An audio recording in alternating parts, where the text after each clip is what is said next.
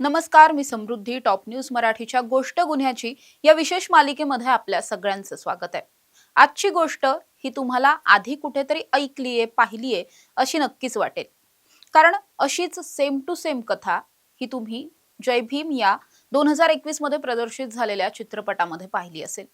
जसं या चित्रपटामध्ये दाखवलं गेलेलं होतं, अगदी तशीच घटना ही महाराष्ट्रामध्ये 15 वर्षांपूर्वी घडली. 15 वर्षांचा न्यायालयीन लढा झाला आणि त्यानंतर अखेर पीडित कुटुंबाच्या बाजूने निकालही लागला. विशेष म्हणजे या संपूर्ण प्रकरणामध्ये एक दोन नाही तर तब्बल 9 पोलीस अधिकारी आणि कर्मचाऱ्यांना मिळून जन्मठेपेची शिक्षा देखील सुनावली आहे. हेच संपूर्ण प्रकरण आज आपण जाणून घेणार आहोत. ही संपूर्ण गुन्ह्याची घटना ही अवघ्या एकाच दिवसामध्ये घडली.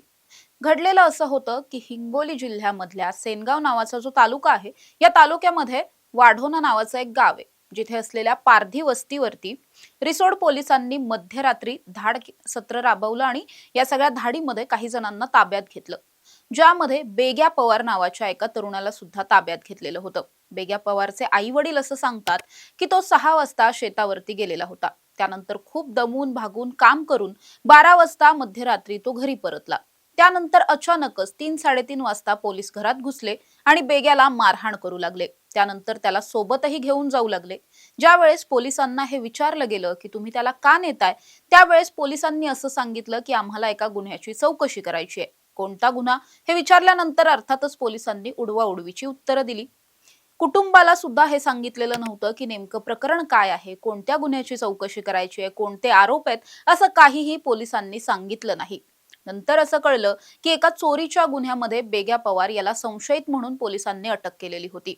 ज्या वेळेस मध्यरात्री पोलिसांनी त्याला अटक केली आणि पोलीस स्टेशनला नेलं, त्यानंतर मात्र पोलिसांनी त्याला बेदम मारहाण केली. ही मारहाण इतकी जबर होती की याच मारहाणीमध्ये बेग्या पवारचा मृत्यू झाला.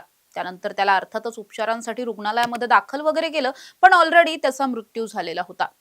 त्यानंतर हे सगळंच प्रकरण म्हणजे 9 मे रोजी ही सगळी घटना घडली. 10 मेला बेग्या पवारचा मृत्यू झाला आणि संपूर्ण राज्यभरामध्ये एकच आक्रोशाचं, संतापाचं वातावरण पसरलं होतं. हे जे काही झालं हे 9 पोलीस अधिकारी आणि कर्मचाऱ्यांमुळे झालं. रिसोड पोलीस स्टेशनचे वरिष्ठ पोलीस निरीक्षक असलेले म्हणजे तत्कालीन वरिष्ठ पोलीस निरीक्षक महादेव माणिक धांडे यांच्यावरती हे सगळे आरोप ठेवण्यात आलेले होते आणि त्यांच्यासोबत धाडसत्र राबवणारे, मारहाण करणारे त्यांचे आणखी 9 कर्मचारी, सहकारी वगैरे यांच्या सगळ्यांवरती हा आरोप ठेवण्यात आला होता. हे सगळं प्रकरण घडल्याच्या नंतर मुळातच पारधी कुटुंब होतं आणि जे काही घडलेलं होतं, अवघ्या 2-3-4 तासांच्या मारहाणीमध्ये बेग्या पवारचा मृत्यू झाला. याचा अर्थ ही मारहाण किती जबर असेल हे विचार करूनच संपूर्ण महाराष्ट्रामध्ये प्रचंड रोषाचं वातावरण होतं. त्यानंतर या सगळ्या प्रकरणामध्ये पारधी समाजाच्या भावना या अतिशय तीव्र होत्या आणि त्यानंतर या संपूर्ण प्रकरणामध्ये सरकारनं सुद्धा लक्ष घातलं. सरकारनं हा संपूर्ण तपास हा सीआयडी कडे वर्ग केला. त्यानंतर सीआयडीनं तब्बल 34 दिवस या संपूर्ण प्रकरणाच्या मुळाशी जाऊन प्रत्येक गोष्टीचा तपास केला आणि त्यानंतर न्यायालयामध्ये, वाशिम जिल्हा व सत्र न्यायालयामध्ये या सगळ्यातलं दोषारोप पत्र दाखल केलं. चार्जशीट दाखल झाल्याच्या नंतर हा संपूर्ण खटला उभा राहिला. खटला उभा राहिल्याच्या नंतर तब्बल 15 वर्ष हा सगळा खटला चालला. 15 वर्षामध्ये अनेक साक्षीदार पाहिले गेले. जवळपास 47 साक्षीदार या सगळ्यामध्ये पोलिसांनी तपासले, न्यायालयानं तपासले आणि त्यानंतर सुद्धा अनेक चढ उतार या सगळ्या खटल्यामध्ये येत राहिले. हा खटला जो होता तो मूळ होता तो म्हणजे अर्थातच खुनाचा गुन्हा होता, म्हणजे जुनं कलम 302 होतं. त्याचबरोबर खुनाचे पुरावे नष्ट करणं हे सुद्धा होतं आणि स्पेशल ॲट्रॉसिटी या सगळ्यामध्ये लावण्यात आलेली होती.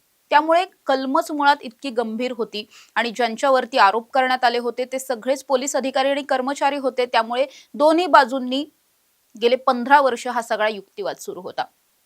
मात्र 15 वर्षांच्या नंतर वाशिम जिल्हा व सत्र न्यायालयामधील न्यायाधीश असलेल्या जयसिंग झपाटे यांनी हा सगळा निकाल दिला. या निकालामध्ये जे 9 पोलीस अधिकारी कर्मचारी ज्यांच्यावरती हा सगळा आरोप ठेवण्यात आला, या सगळ्याच 9 लोकांना जन्मठेपेची शिक्षा देखील आता सुनावण्यात आली. अतिशय ऐतिहासिक हे सगळं प्रकरण मानलं जात आहे, कारण पारधी समाजातल्या एका तरुणाला अशा पद्धतीनं ताब्यात घेणं, अटक करणं, कोणत्या गुन्ह्यात केली आहे हे देखील सांगायचं नाही. त्यानंतर सांगायचं की चोरीच्या गुन्ह्यामध्ये अटक केली आहे आणि त्यानंतर त्याचा अक्षरशः कोठडीत मृत्यू होतो. या प्रकरणामुळे संपूर्ण महाराष्ट्र खवळून निघालेला होता. अगदी जसं जय भीम चित्रपटामध्ये दाखवलंय तशीच संपूर्ण घटना याही ठिकाणी घडलेली होती आणि याही ठिकाणामध्ये सरकारी वकिलांनी मोठा न्यायालयीन लढा या सगळ्यामध्ये लढला. तब्बल 15 वर्ष 1 महिना 23 दिवसांनंतर पीडित कुटुंबाला या सगळ्यामध्ये न्याय मिळाला. न्याय मिळाल्याच्या नंतर बेग्या पवार यांचे आईवडील असं सांगतात की आमचा मुलगा हा निर्दोष होता, त्याने यापूर्वी कधीही कुठलाही गुन्हा केलेला नव्हता, त्याच्यावर कोणती पोलीस केस नव्हती. असं असून सुद्धा पोलिसांनी मध्यरात्री त्याला घरातून पकडून नेलं आणि बेदम मारहाण करून त्याचा खून केला पोलीस कोठडीमध्येच. आता 15 वर्षांनंतर कुठेतरी आमच्या मुलाला न्याय मिळालाय ही भावना आमच्या मनात तयार झालेली आहे. मात्र अशा पद्धतीनं अन्याय हा इतर कुणावरतीही होता कामा नये हे सुद्धा भावना त्यांनी व्यक्त केलेली पाहायला मिळते. त्यामुळे या प्रकरणामुळे पुन्हा एकदा महाराष्ट्रात असेल किंवा देशात असेल कोठडीत होणारे जे मृत्यू आहेत त्याची प्रकरणं चर्चेत आलेली पाहायला मिळतात. अशी प्रकरणं यापूर्वी सुद्धा अनेकदा घडलेली आहेत. मात्र अशा पद्धतीनं पीडितांच्या बाजूनं न्याय मिळताना फारसा दिसत नाही. पण या एका प्रकरणामुळे पुन्हा एकदा त्या सगळ्याच प्रकरणांची चर्चा ही पुन्हा रंगताना पाहायला मिळते. अशा ताज्या आणि महत्त्वाच्या बातम्यांसाठी तुम्ही पाहत राहा टॉप न्यूज मराठी. आपला महाराष्ट्र, आपली बातमी. तुमची car, electric panel, data server आगीपासून सुरक्षित आहे का? नाही? मग आजच बसवा F protect temperature activated fire suppression device. यामध्ये आहे eco friendly non toxic pressurised liquid जे आग लागल्यास क्षणार्धात ऍक्टिव्हेट होऊन आगीवरती मिळवते नियंत्रण. बसवण्यास अतिशय सोपे आणि सुटसुटीत. टेकालिपचे एक दर्जेदार उत्पादन एफ प्रोटेक्ट.